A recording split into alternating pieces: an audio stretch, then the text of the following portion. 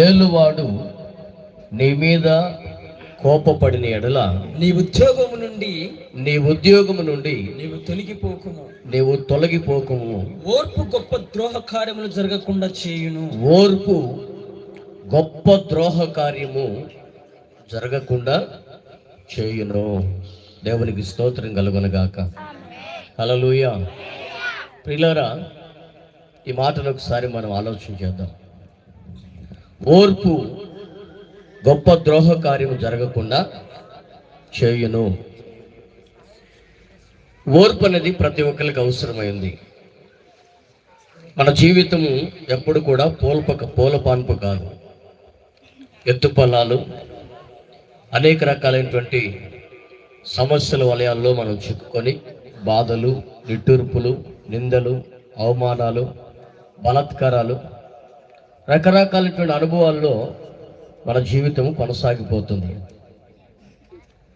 అయితే ఈ యొక్క జీవిత ప్రయాణంలో, మన వ్యక్తిగత జీవితాల్లో ఎన్నో ఆటుపోట్లు, ఎన్నో సమస్యలు, ఎన్నో విప్లవాత్మకమైనటువంటి మార్పులు మన జీవితాల్లో మనకు అనుగ్రహించబడుతూ ఉంటాయి. ఈ ప్రయాణంలో మానవులమైనటువంటి మనకు ఉండాల్సినటువంటి ఒక ప్రాముఖ్యమైనటువంటి 2 లక్షణాలని ఇక్కడ సొలొమోను భక్తుడు తెలియజేస్తున్నాడు. ఒకటి ఏమిటంటే, ఏలువాడు నీ మీద కోపపడిన ఎడల నీ ఉద్యోగము నుండి నీవు తొలగిపోకుము. ఏలువాడు అంటే నీ పైన ఉన్నటువంటి నాయకుడు, నీ పైన ఉన్నటువంటి అధికారి, నీ పైన ఉన్నటువంటి రాజు, నీ పైన ఉన్నటువంటి దైవజనుడు, నీ పైన ఉన్నటువంటి ఏ వ్యక్తి అయినా కూడా ఒక నాయకునిగా నువ్వు నియమించుకున్నట్లయితే, ఆ నాయకునిగా నియమించుకున్నటువంటి ఆ వ్యక్తి నీ మీద కోపపడినట్లయితే నీవు నీ ఉద్యోగంలో నుండి తొలగిపోకుండా ఉండు. ఓర్పు కలిగి ఉండు.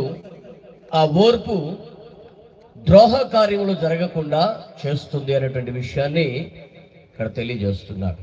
దేవునికి స్తోత్రం కలుగునుగాక. హల్లెలూయా, హల్లెలూయా. ప్రియులైనటువంటి దేవుని బిడ్డలారా, ఇక్కడ మనం గమనించాలి.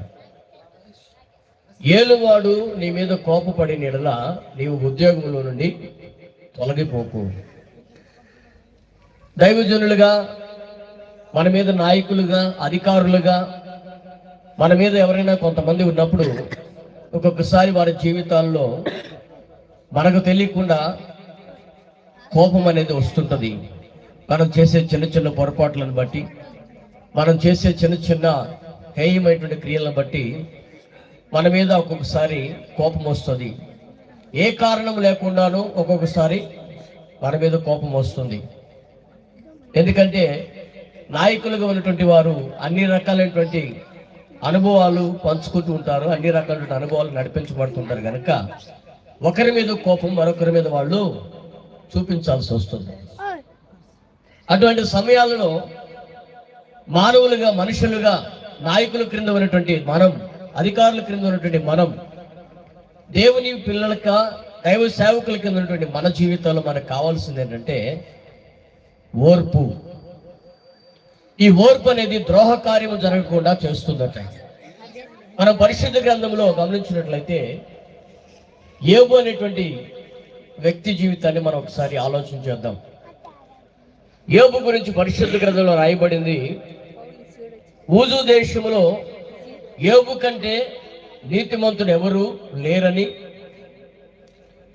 ఊజు దేశం అంతటిలో యోబు బహు ఆస్తిపరుడని యోబు గురించి వ్రాయబడింది. యథార్థవంతుడట, న్యాయవంతుడట, చెడుతనమును విసర్జించిన వాడట, దేవుని యందు భయభక్తులు కలిగినటువంటి వాడట. ఈ 4 లక్షణాలు యోబు జీవితంలో ఉన్నాయి. చదవండి ఆ మాటను. యోబు గ్రంథం. ఊజు దేశమునందు యోబు అని ఒక మనుషుడు ఉండెను. ఎక్కువ తగ్గింది కొంచెం, అతడు లైట్ ఎక్కువ తగ్గింది. అతడు యథార్థవంతుడును న్యాయవంతుడునై దేవుని యందు భయభక్తులు కలిగి చెడుతనమును విసర్జించిన వాడు. ఊజు దేశం అంతట్లో అతని వంటి వాడు ఎవడును లేడు అని పరిశుద్ధ గ్రంథంలో వ్రాయబడింది. ఊజు దేశంలో దేవుని యందు భయభక్తులు కలిగి చెడుతనమును విసర్జించి యథార్థవంతుడనై ఉండి అన్ని విషయాలలో దేవుని సంతోషపెట్టగలిగేటువంటి యోబు లాంటి మనుషుడు ఊజు దేశంలోనే లేడట. అటువంటి యోబు జీవితంలో ఒక చిన్న బలమైనటువంటి శోధన యోబు జీవితంలోకి రావడం ప్రారంభించింది. అది కూడా ఎందుకు రావడం ప్రారంభించిందంటే, మన యొక్క చుట్టూ మనల్ని నిందించేవారు, మనల్ని అవమానపరిచేటువంటి వారు ఉన్నట్లుగా దివారాత్రములు రాత్రి పగళ్ళు మనల్ని ప్రార్థన అనే అనుభవంలో నుంచి పడగొట్టాలని, భక్తి అనేటువంటి విశ్వాస జీవితంలో నుంచి వెనక్కలాగాలని, వాడు వెళుతున్నటువంటి నాశన మార్గానికి మనల్ని తీసుకొని వెళ్ళాలని అపవాది అయినటువంటి సాతాను అనేటువంటి వాడు కూడా మనల్ని ఏం చేస్తుంటాడంటే, ఎప్పుడు పడగొడదామా ఎప్పుడు పడగొడదామా ఎప్పుడు పడగొడదామా ఎప్పుడు పడగొడదామా అని మనల్ని కనిపెట్టుకొని ఉంటాడు ఒకడు. మనకు ఎదురవుతున్నటువంటి చిన్న చిన్న శోధనలు, చిన్న చిన్న కష్టాలు అవన్నీ కూడా దేవుని అనుమతి ద్వారా వాడు అనుగ్రహిస్తున్నటువంటి, వాడు మనకు పెడుతున్నటువంటి శోధనలే. విచిత్రమైన అనుభవం చెప్తాను చూడండి. వాడు దేవుని దగ్గరికి వెళ్ళాడు. ఎవరు సాతాను, అపవాది అనేటువంటి సాతాను అనేటువంటి వాడు ఎక్కడికి వెళ్ళాడు? దేవుని దగ్గరికి వెళ్ళి, దేవుడు ఏం మాట్లాడలేదు కానీ వీడే కదిలించి మాట్లాడుతున్నాడు దేవుణ్ణి. నీ భక్తులైనటువంటి యోబు యథార్థవంతుడా? నీ భక్తులైనటువంటి యోబు చెడుతనం విసర్జించిన వాడా? ఎంత యథార్థవంతుడు, ఎంత నమ్మకస్తుడు, ఎంత నీతిపరుడు, ఎంత భయభక్తులు కలిగినటువంటి వాడు. నీవు ఆయన చుట్టూ ఉన్నటువంటి కుటుంబానికి కంచె వేసావు కనుక ఆ కంచె కొంచెం నేను వెళ్ళి ఆయన శోధిస్తాను, ఎంత నీతిపరుడో నేను నీకు చూపిస్తానని చెప్పేసి దేవునితో సవాల్ చేశాడు. వాస్తవానికి దేవుడు యథార్థవంతుడు, నీతిమంతుడు, చెడుతనం విసర్జించిన వాడు, దేవుని యందు భయభక్తులు కలిగినటువంటి వాడైనటువంటి యోబు కుటుంబం చుట్టూ ఏం వేశాడట? కంచె వేసి కాపాడుతూ వస్తున్నాడట. దానికి కారణం ఏంటి తెలుసా? యోబు ప్రతి ఉదయమే లేచి దేవుణ్ణి స్తుతిస్తూ ఉంటాడు. తనతో పాటు తన పిల్లల్ని కూడా కూర్చోబెట్టుకొని దేవుని స్తుతిస్తూ ఉంటాడు.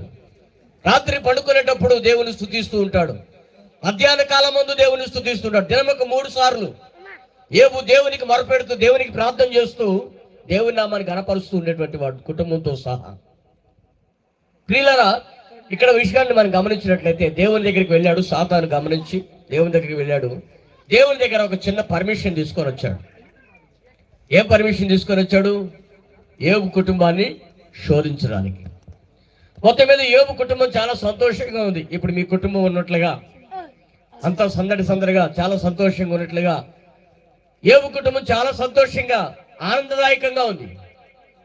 ఆ సమయంలో యోబు కుటుంబం చుట్టూ ఉన్నటువంటి కంచెను తీయమని దేవుని దగ్గర పర్మిషన్ తీసుకొని వచ్చి అపవాది మొట్టమొదటిగా చిన్నగా వారి కుటుంబంలో ప్రవేశించి ఒక్కొక్క శోధన పెట్టడం ప్రారంభించాడు. మొదటిగా ఆస్తి మీద పడ్డాడు. ఆస్తిని అంతటిని కూడా శత్రువులు దోచుకొని వెళ్ళేటట్లుగా చేశాడు. పని వాళ్ళందరినీ కూడా చంపేటట్లుగా చేశాడు. పనివాడు ఒక్కడ మిగిలి పరిగెత్తుకుంటూ వచ్చి పనివాడు చెప్తున్నాడు, చదవండి ఆ మాటని. యోబు గ్రంథంలో రాయబడి ఉంటుంది. ఒక దినమున యోబు కుమారులను కుమార్తెలను, అది కాదు, ముందు మొదటి నుంచి చదువు. ఊజు దేశం నందు 11వ వచనం చదవండి. అయినను నీవిప్పుడు నీ చేయి చాపి అతని కలిగిన సమస్తమును మొత్తిన ఎడల అతను నీ ముఖం ఎదుటనే దూషించి నిన్ను విడిచిపోనని యెహోవా అనగా. 13వ వచనం చదవండి, క్లియర్ గా బాగా అర్థమవుతుంది. ఒక దినమున యోబు కుమారులను కుమార్తెలను తమ అన్న ఇంట భోజనము చేయుచు ద్రాక్షారసము పానము చేయుచుండగా ఒక దూత అతని యొద్దకు వచ్చి ఎద్దులను నాగలిద్దునుచు గాడిదలు వాటి మీద సమీపమున మేయుచుండగా శబామయులు వాటి మీద పడి వాటిని పట్టుకొని పోయి ఖడ్గముతో పనివారిని హతము చేసిరి. జరిగినది నీకు తెలియజేయుటకు నేనొక్కడనే తప్పించుకొని వచ్చి ఉన్నానని చెప్పాను. అతడు చూడండి, ఎద్దులు గాడిదలను నాగలు దున్నుచుండగా సమీపంలో ఎద్దులు మేస్తూ ఉండగా వేరే శబామీయులు వచ్చి వాటన్నిటిని పట్టుకొని పోయి పనివారందరినీ కూడా ఖడ్గంతో చంపివేశారు. ఈ విషయం చెప్పడానికి నేను ఒక్కడే మిగిలి ఉన్నాను, నేను పరిగెత్తుకుంటూ వచ్చి నీకు ఆ విషయాన్ని చెప్తున్నానని చెప్పేసి యోబుతో చెప్తున్నాడు. ఏమంటున్నాడు? యెహోవా ఇచ్చును, యెహోవా తీసుకొనును, ఆయన నామమునకే స్తుతి కలుగును గాక. హల్లెలూయా. మనమైతే అంటాం ఆ మాట? మనమైతే అంటామా? ఎద్దులు, గాడిదలు, ఒంటెలు అవన్నీ కూడా ఒక చోట మేస్తుంటే శత్రువులు దోచుకొని వెళ్ళిపోయి వాటిని కాస్తున్నటువంటి కాపలాదారులు కూడా చంపివేసి ఒక్కడిని మాత్రం మిగిలిచ్చారు. వాడు పరిగెత్తుకుంటూ వచ్చి యోబుకు చెప్తున్నాడు. వెంటనే మనం ఏమంటాం? దేవా, నీవు నిజంగా దేవుడు అయితే నా జీవితంలో ఈ శోధన ఎందుకు రావాలా, ఎందుకు కష్టం రావాలా, నాకు ఈ బాధలు ఎందుకు అని చెప్పేసి వెంటనే మనం ఏం చేస్తాం? దేవుణ్ణి నిందిస్తాం. కానీ యోబు అలా చేయటం లేదు. యెహోవా ఇచ్చెను, యెహోవా తీసుకొనును, ఆయన నామమునకే మహిమ కలుగును గాక అంటున్నాడు. హల్లెలూయా. ఆ తర్వాత ఇంకా కింద చదవండి. అతను ఇంకా మాట్లాడుచుండగా మరి ఒకడు వచ్చి కల్దీయులు 3 సమూహాలు వచ్చి 16 అతడు ఇంకా మాట్లాడుచుండగా మరి ఒకడు వచ్చి దేవుని అగ్ని ఆకాశము నుండి పడి గొర్రెలను పనివారిని రగులబెట్టి కాల్చివేసెను. దానిని నీకు తెలియజేయుటకు నేనొక్కడినే తప్పించుకొని వచ్చి ఉన్నాను అంటున్నాడు. గొర్రెలను, పనివారిని అందరినీ కూడా ఆకాశం నుండి అగ్ని దిగి వచ్చి వారందరినీ కూడా కాల్చివేసింది, నేను ఒక్కడిని తప్పించుకొని వచ్చానని నీకు చెప్తున్నాడు. ఆ మాట ప్రకటించబడింది. ఇందాక ఎద్దులు, గాడిదలు అన్ని ఒక చోట మేస్తున్నప్పుడు షఫాయిములు వచ్చి తీసుకొని పోయారనేటువంటి మాట మాట్లాడుతూ ఉండగానే ఇటుపక్క నుంచి మరొక గొర్రెల కాపురు పరిగెత్తుకుంటూ వచ్చి, అయ్యా, గొర్రెలన్నీ మందలో మేస్తూ ఉండగా ఒక చోట వేస్తుండగా అగ్ని ఆకాశం నుండి దిగి వచ్చే గొర్రెలన్నింటినీ పనివారిని కూడా కాల్చి వేస్తున్న విషయం చెప్తుంటే యోబు గుండె ఇంకా కరిగిపోవాలి. కానీ యోబు ఏమన్నాడు? యెహోవా ఇచ్చెను, యెహోవా తీసుకొనును, ఆయన నామమునకే స్తుతి కలుగును గాక. హల్లెలూయా. అలా ఇంకా మాట్లాడుతున్నాడో లేదో మరొక పనివాడు పరిగెత్తుకుంటూ వస్తున్నాడు. అతను ఇక్కడ మాట్లాడుచుండగా మరి ఒకడు వచ్చి కల్దీయులు 3 సమూహములుగా వచ్చి ఒంటెల మీద పడి వాటిని కొరిపోయి ఖడ్గము చేత పనివారిని చంపిరి. నీకు దానిని తెలియజేయటకు నేను ఒక్కడినే తప్పించుకొని వచ్చున్నాను అంటున్నాడు. ఇందాక మొదటిసారి ఎద్దులు, గాడిదలు, ఇందాకేమో గొర్రెలు, మళ్ళీ ఇప్పుడు ఒంటెలు. వీటన్నిటినీ అనే దాని విషయం గురించి అలా ఒంటెలన్నీ కూడా చంపివేయబడ్డాయి, పనివారు కూడా చంపివేయబడ్డాడు, నేను ఒక్కడే తప్పించుకున్నానని చెప్పేసి వాడొచ్చి ఈ మాట చెప్తుంటే ఆ బాధ మరవలేదు, ఎద్దుల బాధ మరవలేదు, గొర్రెల బాధ మరవలేదు. ఇప్పుడు వెంటనే ఒంటెలు చనిపోయినటువంటి బాధ మరలా అతనికి రెట్టింపు బాధ కలుగజేస్తుంది. మరలా ఏమంటున్నాడు? యెహోవా ఇచ్చెను, యెహోవా తీసుకొనును, ఆయన నామమునకే స్తుతి కలుగును గాక. హల్లెలూయా. హల్లెలూయా. ఏమంటున్నాడు? మరలా చూడండి, అలా వాడు వచ్చి మాట్లాడుతున్నాడు, మరలా పరిగెత్తుకుంటూ ఇంకొకడు వస్తున్నాడు. అతడు మాట్లాడుచుండగా వేరొకడు వచ్చి నీ కుమారులను నీ కుమార్తెలను తమ అన్న ఇంట భోజనము చేయుచు ద్రాక్షారసము పానము చేయుచుండగా గొప్ప సుడిగాలి అరణ్య మార్గమున వచ్చి ఆ ఇంటి 4 మూలలను కొట్టగా అది యవ్వనుల మీద పడినందున వారు చనిపోయిరి. ఎంతమంది? 10 మంది పిల్లలు, 7 మగ పిల్లలు, 3 ఆడపిల్లలు. యోబుకున్నటువంటి పిల్లల సంఖ్య ఎంతమంది చెప్పండి? ఎంతమంది? 10 మంది పిల్లలు. వాళ్ళు మగ పిల్లలు ఎంతమంది? 7 మగపిల్లలు. ఆడపిల్లలు ఎంతమంది? 3 మగపిల్లలు, 3 ఆడపిల్లలు. వీళ్ళందరూ కూడా కలిసి ఒకే ఇంట్లో భోజనం చేస్తుంటే సుడిగాలి వచ్చి ఆ ఇంటి నలుమూలలు కొట్టగా ఆ ఇళ్ళతో ఒక్కసారిగా కూలబడిపోయి 10 మంది పిల్లలు చనిపోయారు. 10 మంది పిల్లలు చనిపోయారు.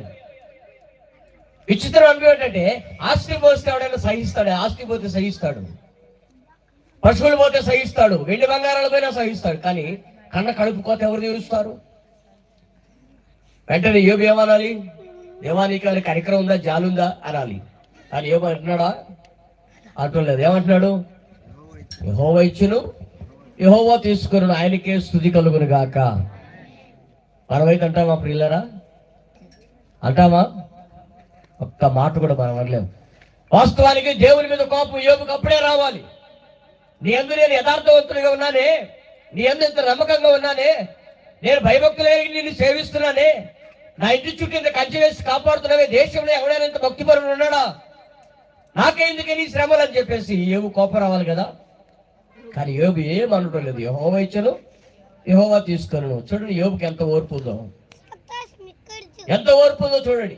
పైగా అది మాత్రమే కాదు, ఎప్పుడైతే ఇవన్నీ జరిగినాయో కట్టుకున్న భార్య ఒకటే ఒక మాట అంటుంది. ఏంటి తెలుసా? దేవుడు లేడని దూషించి సావరాదా, ఇంకెందుకు నీకు బతుకు అని చెప్పేసి యోబు భార్య అంటుంది. ఎద్దులు, గాడిదలు, గుర్రాలు, ఒంటెలు, గొర్రెలు అవన్నీ ఉన్నప్పుడు మాత్రం మా ఆయన బంగారం, మా ఆయన వెనముద్ద, మా ఆయన ఎంత నీతిమంతుడు, ఎంత భక్తిపరుడు అని చెప్పేసి లాలన మాటలు లాలించినటువంటి భార్య ఇప్పుడు కష్టం వచ్చేసరికి ఏమంటుంది? దేవుడు లేడని దూషించి సావరాదు, ఎందుకు నీ బతుకు అని చెప్పేసి అంటుంది. ప్రియమైన దేవుని బిడ్డలారా, ఆ మనస్తత్వం మీలో ఎవరిలో ఉందేమో ఒకసారి ఉంటే ఒప్పుకొని విడిచిపెట్టేయండి. అది మనకు మంచిది కాదు. హల్లెలూయా, హల్లెలూయా. దేవుని చేత అప్పుడు ఏమంటున్నాడు? దేవుని చేత మనం మేలే అనుభవించదగదుమా, కీడు అనుభవించలేమా, కీడు అనుభవించదగదా అని చెప్పేసి యోబు మాట్లాడుతున్నాడు. దేవునికి స్తోత్రం కలుగును గాక. అదైపోయింది. ఇప్పుడు యోబుకు ముగ్గురు స్నేహితులు ఉన్నారు. వాళ్ళ ముగ్గురు వచ్చి యోబుతో కూర్చొని డిబేట్ పెట్టారు. టీవీ నైన్లో డిబేట్ పెట్టినట్టుగా. ఏంటి నీ దేవుడు అనేవాడు ఉంటే నీకు ఇన్ని శోధనలు ఎందుకు కలుగుతాయి, నీ దేవుడు అనేవాడు ఉంటే నీకు ఇన్ని బాధలు ఎందుకు వస్తాయి, నీ దేవుడు అనేవాడు ఉంటే నీకు అది కష్టాలు ఎందుకు వస్తాయి, నీ దేవుడు అనేవాడు ఉంటే నీకు చర్మరోగం ఎందుకు వస్తుంది, నీ దేవుడు అనేవాడు ఉంటే నీకు అసలు నీకు సమస్యలు ఎందుకు వస్తాయని చెప్పేసి వాళ్ళలో ఒకళ్ళ మీద ఒకళ్ళు వాద ప్రతివాదం జరుపుకుంటూ దేవుని నిందించడం ప్రారంభించారు. ప్రియమైన దేవుని బిడ్డలారా, గమనించండి. ఎప్పుడైనా కూడా స్నేహితులైనా, కట్టుకున్న వాళ్ళైనా, అయిన వాళ్ళైనా, ఎవరైనా కూడా అన్ని బాగున్నప్పుడే అంచులు ఉంటారు, కానీ ఏమీ లేనప్పుడు ఒక్కళ్ళు కూడా పక్కన ఉండరు. మీకు తెలుసు కుమారన్న, ఆయన మన రాజన్నకు తెలుసు. కుమారన్న ఒకప్పుడు మంచి చాగమర ప్రాంతంలో మంచి రౌడీ షీటర్గా ప్రవర్తించాడు. ఆయన కాలు చేయి బాగున్నప్పుడు బ్రహ్మాండంగా తిరిగారు. స్నేహితులైనటువంటి వారు చాలా మంది ఉన్నారు. బాగా కడుపు నిండా పెడుతుంటే ఎక్కడికి పోయినా కూడా చేతి మీద చేసుకుని బాగా తిరిగి మన శాలేమరాజు అంటే గోలికాయలు ఆడుకున్నాడు. ఆయనతో పాటు గోలికాయలు పిల్లలు ఆడుకుంటారే, ఆ గోలికాయలు ఆట ఆడుకుని ఎప్పుడు గెలిచేవాడట బాబు, ఎప్పుడు గెలిచేవాడట, ఆయన ఎప్పుడు ఓడిపోయాడట, అలిగి గెలిపోయాడట. అయితే వయసు వచ్చిన తర్వాత బాగా కత్తి పట్టడం నేర్చాడు.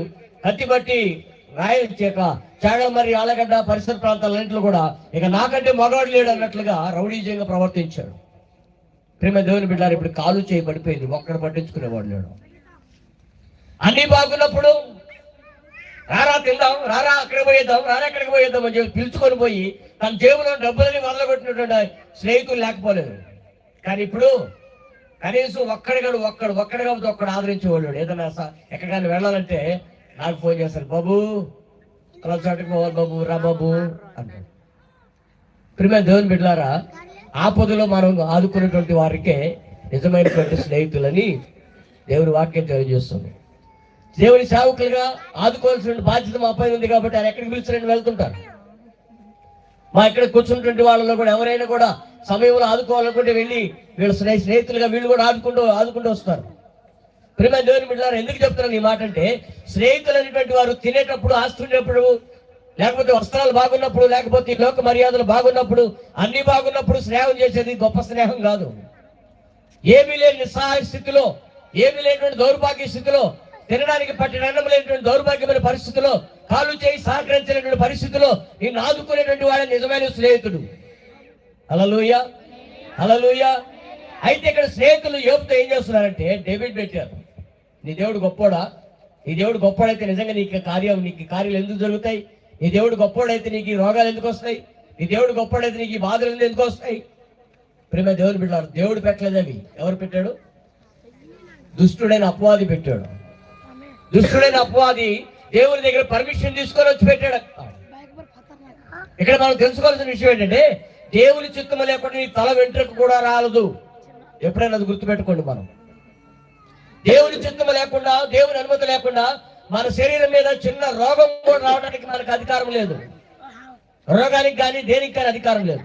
నీకున్నటువంటి చిన్న చిన్న బలహీనతలు నీకు వస్తున్నాయంటే దేవుడు అనుమతించాడు వాటిని. అయితే అనుమతించిన వాడు నిశ్చయంగా వాటిని నశింపజేస్తాడు. ఆ రోగాలన్నీ కూడా పూర్తిగా నయం చేసే దేవుడు అయి ఉన్నాడు. హల్లెలూయా, హల్లెలూయా. అయితే ఈ సమయంలో మనకు ఉండాల్సింది ఏంటంటే ఓర్పు అనేది మనకు ఉండాలి. ఈ ఓర్పు ఏం జరగకుండా చేస్తుంది? ద్రోహ కార్యములు జరగకుండా చేస్తుంది. మనము దేవుని దూషించి, దేవుని నామాన్ని దూషించి, దేవునికి వ్యతిరేకంగా మార్చబడేటువంటి అనుభవంలోకి వెళ్లకుండా చేస్తుంది. దేవునికి స్తోత్రం కలుగును గాక. హల్లెలూయా, హల్లెలూయా. అయితే యోబు స్నేహితులు ఆ చేస్తున్నటువంటి డెబిట్ బట్టి మన విచిత్రమైన మాట గమనిస్తే 4-5వ అధ్యాయం నుంచి ప్రారంభమవుతుంది. యోబు స్నేహితులు యోబుతో మాట్లాడేటువంటి అనుభవం 39వ అధ్యాయం వరకు ఉంటుంది. ఆ స్నేహితులు డెబిట్ 5వ అధ్యాయంలో ప్రారంభమైనటువంటి యోబుతో కూర్చున్నటువంటి స్నేహితులు వాద ప్రతివాదాలు మాట్లాడుతూ 39వ అధ్యాయం వరకు ఉంటుంది. 39వ అధ్యాయంలో యోబుతో దేవుడు అంటాడు, నీ స్నేహితులు నాకు వ్యతిరేకంగా మాట్లాడుతున్నారు కనుక వారి నిమిత్తం నువ్వు ప్రార్థన చెయ్యి. హల్లెలూయా, హల్లెలూయా. దేవుడే చెప్తున్నాడు యోబుకి, నీ స్నేహితులు నా నిమిత్తం వ్యతిరేకంగా మాట్లాడుతున్నాడు, నన్ను బట్టి వ్యతిరేకంగా మాట్లాడుతున్నాడు కనుక వారిని నేను చంపాలనుకుంటున్నాను, వారిని గురించి నువ్వు ఒక చిన్న ప్రార్థన చేయి అంటే దేవుడు ప్రార్థన చేస్తే యోబు స్నేహితుల ప్రాణాన్ని కాపాడాడు. అదే సమయంలో ఏం జరిగిందో తెలుసా? యోబు ఎంత ఆస్తి అయితే కోల్పోయాడో దానికి 2 ఆశీర్వాదం యోబు జీవితంలో వచ్చింది. హల్లెలూయా. చదవండి ఆ మాట 42వ అధ్యాయంలో అనుకుంటా. యోబు గ్రంథం 42వ అధ్యాయం. యోబు పూర్వం కోల్పోయిన దానికంటే 2 ఆశీర్వాదాలు దేవుడు ఇచ్చాడు రాయబడి ఉంటుంది. చూడండి 10వ అధ్యాయం 42వ అధ్యాయం 10వ వచనం. మరియు యోబు తన స్నేహితుల నిమిత్తము ప్రార్థన చేసినప్పుడు యెహోవా అతని క్షేమ స్థితిని మరలా అతనికి దయచేసెను. మరియు యోబునకు పూర్వం కలిగిన దానికంటే 2 అధికముగా యెహోవా అతనికి దయచేసెను. హల్లెలూయా, హల్లెలూయా. యోబు యొక్క ఆరోగ్యం మరలా తిరిగి వచ్చింది. యోబు భార్య మరలా తిరిగి వచ్చింది. పూర్వం ఎంత ఆస్తి అయితే ఉందో దానికి 2 ఆశీర్వాదాన్ని యోబు పొందుకున్నాడు. పూర్వం 3000 గొర్రెలు ఉంటాయి, ఇప్పుడు 6000 గొర్రెలు అయినాయి. పూర్వం 500 ఎద్దులుంటాయి, 500 జతల ఎద్దులు ఉంటాయి, ఇప్పుడు 1000 జతలు ఎడ్లయినాయి. 500 ఆడగాడిదలు ఉంటాయి, ఇప్పుడు 1000 ఆడగాడిదలు అయినాయి. 2000 ఒంటెలు ఉంటాయి, ఇప్పుడు 4000 ఒంటెలు అయినాయి. అలా ప్రతి దాంట్లో కూడా పూర్వం చనిపోయిన దానికంటే ఇప్పుడు 2 ఆశీర్వాదాన్ని యోబు జీవితంలోకి అనుగ్రహించాడు. అది మాత్రమే కాదు, 10 మంది పిల్లల్ని ఒకేసారి కోల్పోయాడు కనుక తిరిగి మరలా యోబుకు 10 మంది పిల్లల్ని దేవుడిచ్చాడు. హల్లెలూయా, హల్లెలూయా, హల్లెలూయా.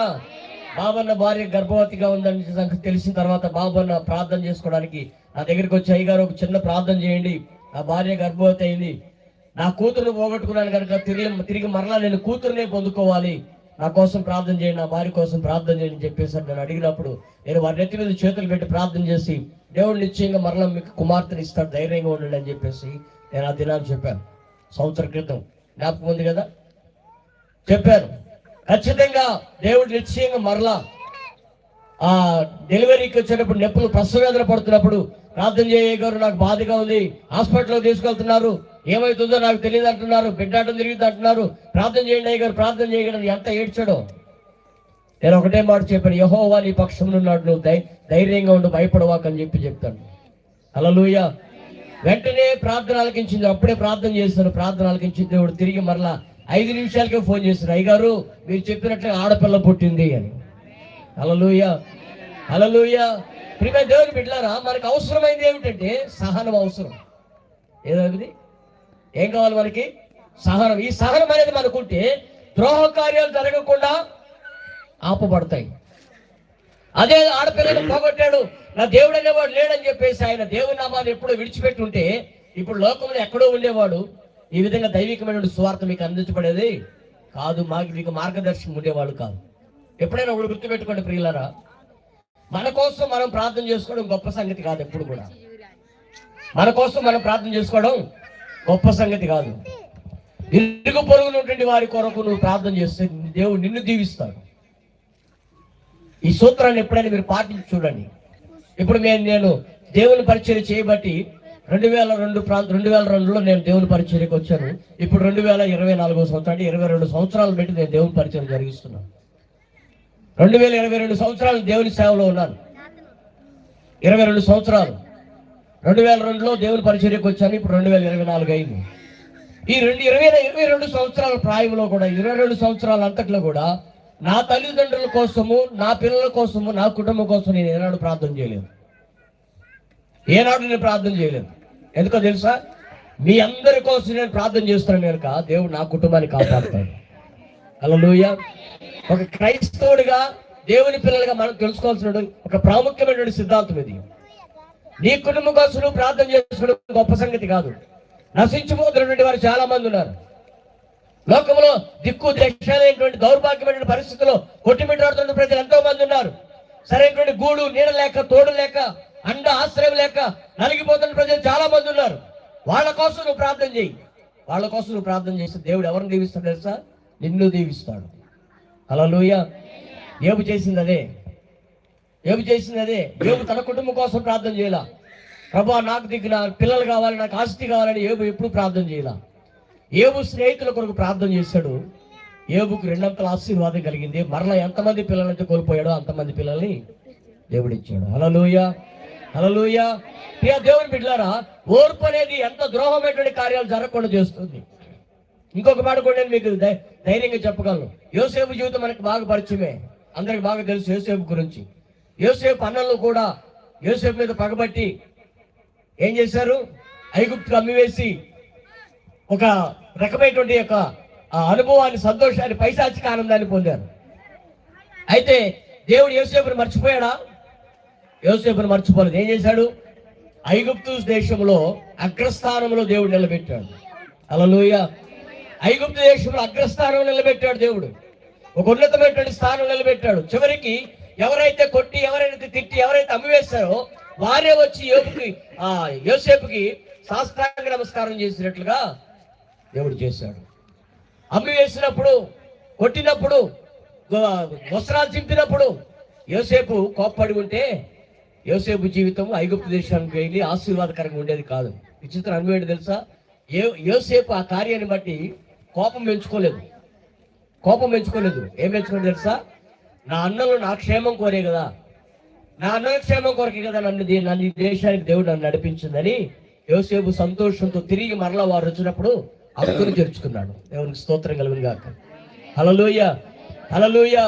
ప్రియమైన దేవుని బిడ్డలారా, ఐగుప్తు దేశంలో కరువు అయిపోయిందని, కనాన్ దేశంలో కరువు, ఐగుప్తు దేశంలో భారీ సమృద్ధి ఉంది, కనాన్లో కరువు వచ్చిందనే సంగతి తెలుసుకొని అన్నలందరినీ పంపించి ఆహారం కొరకు పంపిస్తే యోసేపు తన ఎదుట వారిని తను ప్రత్యక్షపరుచుకోలేక భావోద్వేగం ఎక్కువైపోయి కళ్ళకు తట్టాడుస్తూ నేనే యోసేపు అని చెప్పుకున్నప్పుడు అన్నలందరూ కూడా భయపడ్డారు. ఎందుకు? మనం వీడిని చంపాం కనుక వీడు మన మీద ఏమైనా పగ పెట్టుకుంటాడేమో అని కోపం పెంచుకొని ఉన్నారు. ఒక బాధతో ఉన్నారు. కానీ యోసేపు అంటాడు, యెహోవా ఈ సమయమును బట్టే నన్ను ఈ ప్రాంతానికి నడిపించాడు, మీరు దీని విషయమై చింతపడొద్దు అంటున్నాడు. హల్లెలూయా. కోపం పెంచుకున్న వాడైతే ఏమవుతాడు? ఆ దరిదాపుల్లో కూడా రావాల్సిన అవసరం లేదు మీరు అంటాడు. దేవునికి స్తోత్రం కలుగును గాక. హల్లెలూయా. నా దరిదాపుల్లో కూడా మీరు రావాల్సిన అవసరం లేదంటాడు. ఎందుకు? ఒక చిన్న విషయం చెప్తా చూడండి. రాత్రి మనం ప్రార్థన పెట్టుకున్నాం కదా, రాజన్న గారు నా దగ్గరికి రాగానే నేను వాటేసుకున్నాను. భావోద్వేగంతో నాకు కళ్ళకు నీళ్ళు వచ్చినాయి. ఎందుకో తెలుసా? ఒకప్పుడు నా దగ్గరికి వస్తున్న వ్యక్తి ఆయన, మీ అందరిని తీసుకొని ఆటోలో నా దగ్గరికి వస్తున్న వ్యక్తి ఆయన. హల్లెలూయా. ఏదో ఒక చిన్న మాట అన్నానని ఏమైపోయాడు? నాకు దూరం అయిపోయాడు. రాత్రి ఆయన వాటేసుకుంటే నాకు కన్నీళ్ళు ఆగలేదు. దేవునికి స్తోత్రం. జరిగిన సంఘటన చెప్తున్నా మీకు. ఒకవేళ నాకు ఆయనకి ఏదో కోపం ఉన్నట్టుగా ఆయన ముఖం ఆయన నా ముఖాన్ని నేను ఉంటే ఏం పెరుగుతుంది? దూరం పెరుగుతుంది, అంతరం పెరుగుతుంది. అంతరం పెరగటం వల్ల కోపం ఎక్కువైపోతుంది. ఆ కోపం వల్ల లేనిపోయిన సమస్యలు, లేనిపోయిన శోధనలు అనేటువంటి మన జీవితాలు ఎదురవుతుంటాయి. అదే ప్రేమను పంచుకుంటే ఏమవుతాం? తిరిగి మరలా ఒక కుటుంబంగా, ఒక సంఘంగా, ఒక సహోదరులుగా అందరూ కలిసి ఐక్యంగా ఉండడానికి అవకాశం ఉంటుంది. అందుకనే నిన్ను ప్రేమించు వారిని ఎప్పుడు కూడా నీవు దూరం చేసుకోవద్దు. లోకంలో సాటి మనుషులు నీకు సహాయం చేయలేకపోవచ్చు. లోకంలో ఇతరులు నిన్ను హక్కులు చేర్చుకోకపోవచ్చు, కానీ నిన్ను ప్రేమించే దేవుడు మాత్రం నిన్నెప్పుడు కూడా చేయి విడిచిపెట్టే దేవుడు కాదు. హల్లెలూయా. యోసేపుని అందరూ తోసేశారు, అన్నలు తోసేశారు. కడుపును పుట్టినటువంటి రక్తమొచ్చు పుట్టినటువంటి 11 మంది అన్నదమ్ములు అందరూ కూడా దూరం చేసుకున్నారు. కానీ ఎప్పుడైతే తన అన్నదమ్ములందరినీ ఒక్కసారిగా చూశాడో కడుపులో ఉన్నటువంటి భావోద్వేగాన్ని అణుచుకోలేక ఏం చేస్తున్నాడు, గట్టిగా కేక వేసి నేనే యోసేపుని అని చెప్పి వారితో గట్టిగా కేకలు వేసి ఒక్కొక్కరిని ఆత్మీయ ఆలింగనం చేసుకుని ఏడుస్తూ కూర్చున్నాడు. దేవునికి స్తోత్రం కలుగును గాక. అవి బాధతో వచ్చిన కన్నీళ్ళు కాదు, ప్రేమతో వచ్చిన కన్నీళ్ళు ఆ దినాన. దేవునికి స్తోత్రం కలుగును గాక. హల్లెలూయా. అటువంటి ప్రేమ అనేది మనకుంటే ఆటోమేటిక్గా మనకు తెలియకుండా ఎవరైనా మనకు ఆత్మీయులు దగ్గరైనప్పుడు వెంటనే ఏం చేస్తాం, కన్నీళ్ళు కారుస్తుంటాం. దానివల్ల మనకు జరిగేది ఏంటంటే ప్రియులారా, మరలా తిరిగి ఒక అనుభవంలోకి రాగలుగుతాం. దేవుడి ఇద్దరు మనకు సెలవిస్తున్న మాట ఏంటంటే, ఓర్పు అనేది ద్రోహ కార్యములు జరగకుండా మనల్ని నిలబెడుతుంది. అయితే ఏలిన వాడు నీ మీద కోపడినాడు, నీవు ఏం పడకూడదంట. ఏలిన వాడు నీ మీద కోపడినాడు, నువ్వు ఉద్యోగం నుండి తొలగిపోకండి, నీ స్థానం నుంచి నువ్వు ఎప్పుడు తొలగిపోకూడదు. నీ మేలు కొరకే నిన్ను గద్దిస్తున్నాడు అనేటువంటి విషయాన్ని గుర్తుపెట్టుకోవాలి. దేవునికి స్తోత్రం కలుగును గాక. హల్లెలూయా. దైవ సేవకులైన అధికారులైన ఎవరైనా కూడా మన పైన లేకపోతే మన పైన ఉన్నటువంటి ఉద్యోగంలో చేస్తున్నప్పుడు ఉద్యోగంలో ఉన్నటువంటి అధికారులైన ఎవరైనా కూడా ఎవరైనా ఒక మాట మన మీద కోపడినప్పుడు మనం వెంటనే ఆ ఉద్యోగం నుంచి తొలగిపోకూడదు. యోసేపుని దేవుడు ఎలాగైతే ఆస్వాదించాడో నిశ్చయంగా నీ జీవితాన్ని దేవుడు అలాగే ఆస్వాదిస్తాడు. కోపపడకుండా ఉంటే, ఉద్యోగం నుండి తొలగిపోకుండా ఉంటే, సహనం కలిగి ఉంటే. ఆ సహనం, ఆ ఓర్పు అనేది మన కుటుంబాలకు అవసరం. అయితే నీ జీవిత ప్రయాణంలో ఎన్నో ఆటుపోట్లు ఎదురవుతుంటాయి, ఎన్నో వ్యాధులు ఎదురవుతుంటాయి, బాధలు ఎదురవుతుంటాయి. వాటన్నిటిని బట్టి మనం కృంగిపోకూడదు. సుమి ఎప్పుడు కృంగిపోకూడదు. ఐహిక విచారణను అణచివేసే దేవుడు మన పక్షంలో ఉన్నాడని మనం గుర్తుంచుకొని దేవునికి మన విలువైనటువంటి జీవితాన్ని అప్పగించుకుంటే నిశ్చయంగా ఏదో ఒక దినాన మనల్ని ఈ ప్రాంతంలో దేవుడు వర్ధిల్లు చేస్తాడు. హల్లెలూయా. హల్లెలూయా. ఆ కృప, ఆ భాగ్యాన్ని దేవుడు మనకందరికీ దయచేసి నడిపించును గాక. ఆమేన్. ప్రార్థన చేసుకుందాం. ప్రార్థన చేసుకున్న తర్వాత మరి పాలన్న గారు ఏదో చిన్న సాక్షి చెప్తారట. ఆ సాక్షి చెప్పిన తర్వాత చివరి ప్రార్థన ఆశీర్వాదం మనం ఇక్కడికి ముగించుకుందాం. సాబేల్ ప్రార్థన చేస్తాం. ప్రేమస్వరూపి పరిశుద్ధుడా, జీవాధిపతి, జీవగల తండ్రి యేసయ్య, నేను నామాన్ని బట్టి నీకు వందనాలు, స్తుతులు, స్తోత్రాలు చెల్లించుకొనుచున్నాము నాయన. మరొకసారి ప్రభువా అయ్యా, మేమందరం కూడి నిన్ను ఆరాధించి మహిమపరిచే విధముగా నాయన ఈ సువార్త కూడికను మీరు ఆశీర్వాదంగా జరిగించిన విధానాన్ని బట్టి స్తోత్రాలు చెల్లించుకొనుచున్నాం. పాటలతోనూ స్తుతులతోనూ ప్రభువా, వాక్యముతోనూ నిన్ను మహిమపరిచి నిన్ను ఘనపరిచి నాయన అయ్యా నూరంతలుగాను ప్రభా నీ నామాన్ని మేము తండ్రి ఉచ్చరించే విధంగా ప్రభా మీరు మా జీవితాలలో మాకు ఇచ్చిన ధన్యతను బట్టి స్తోత్రాలు చెల్లించుకొనిచున్నాము నాయన. అయ్యా ఈ సమయం చూడలేక ఎందరో ప్రభువా కాల గర్భంలో కలిసిపోయి ఉండగా నీ ఉచితమైన కృప చేతను తండ్రి మరొక సంవత్సరంలో మీరు మనం ప్రవేశించిన పెట్టిన విధానాన్ని బట్టి స్తోత్రాలు చెల్లించుకొనిచున్నాము నాయన. అయ్యా ఇంతవరకు నువ్వు ప్రభా నీ దాసుడు తండ్రి చెప్పిన వాక్యమును బట్టి ప్రభా అయ్యా ద్రోహ కార్యములు తండ్రి నాయన మా జీవితాలలో లేకుండా ప్రభువా మా జీవితాలలో ఓర్పు ఉండే విధంగా నాయన నీ కృపను మాకు అనుగ్రహించండి అయ్యా. నీకు స్తోత్రము నాయన. అయ్యా అనేక మందితో మేము తండ్రినైనా అయ్యా అనేక రకాలుగా ప్రభువానైనా మేము నిందలు అవమానాలు ప్రభువానైనా చేస్తున్నామేమో ప్రభా. మేము అన్నిటినీ తండ్రి నాయన సహించుకొని అయ్యా నీ నామాన్ని మాత్రమే ఉచ్చరిస్తూ ప్రభా మేము అన్ని విషయాలలో తగ్గించుకొని ప్రభనైనా ఓర్పుతోను సహనముతోను ప్రభనైనా మేము జీవించే కృపను దయచేయండి అయ్యా. నీకు స్తోత్రం స్తోత్రం నైనా. అయ్యా ఇతరుల ఎడల మేము ద్రోహ కార్యములు చేయకుండా సహనముతో ఓర్పుతో మేము ముందుకు సాగే విధముగా ఈ శ్రేష్టమైన వాక్కులను ప్రభా ఈ ప్రాంత ప్రజలకు మీరు తండ్రి నీ దాసుని నోటి నుంచి మీరు బయలుపరిచిన విధానాన్ని బట్టి స్తోత్రాలు చెల్లించుకొని వచ్చినాము నాయన. అయ్యా అనేక మంది నాయన నిన్ను ఎరుగని ప్రజలు ఉంటున్నారు ప్రభా నాయన. అయ్యా నిన్ను ఎరుగని ప్రజలు నాయన అనేక మంది నాయన ప్రాంతంలో నివసించుచుండగా నాయన నువ్వు నిజమైన దేవుడు అని తెలుసుకొని ప్రభా అయ్యా రక్షణ అనుభవాన్ని తెలుసుకొని నాయన నీ మందిరానికి నీ సన్నిధికి వచ్చే విధంగా ప్రభా నాయన అయ్యా అనేక మందికి మాదిరికరమైన ప్రజలుగా ఈ ప్రాంత ప్రజలు ఉండుటకు నీ కృపను అనుగ్రహించండి అయ్యా. నీకు స్తోత్రం నాయన.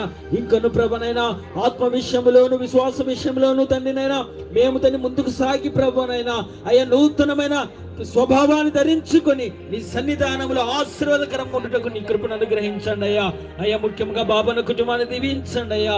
అయ్యా తన కుమార్తె చనిపోయిన దినాన్ని బట్టి ఆదరణ కుటిగా అయ్యా ఏర్పరిచిన విధానాన్ని బట్టి స్తోత్రాలు చెల్లించుకొనిచున్నాము. కుటుంబానికి ఆదరణ కర్తగా మీరు ఉంచి ప్రభా, నీ కరికరాన్ని చూపు ప్రభా, చేస్తున్న పని పాటలు ఎందు ప్రభానైనా ఆశీర్వాదకరంగా మీరు ఉంచండి అయ్యానికి స్తోత్రం చెల్లించుకొనిచున్నాము నైనా.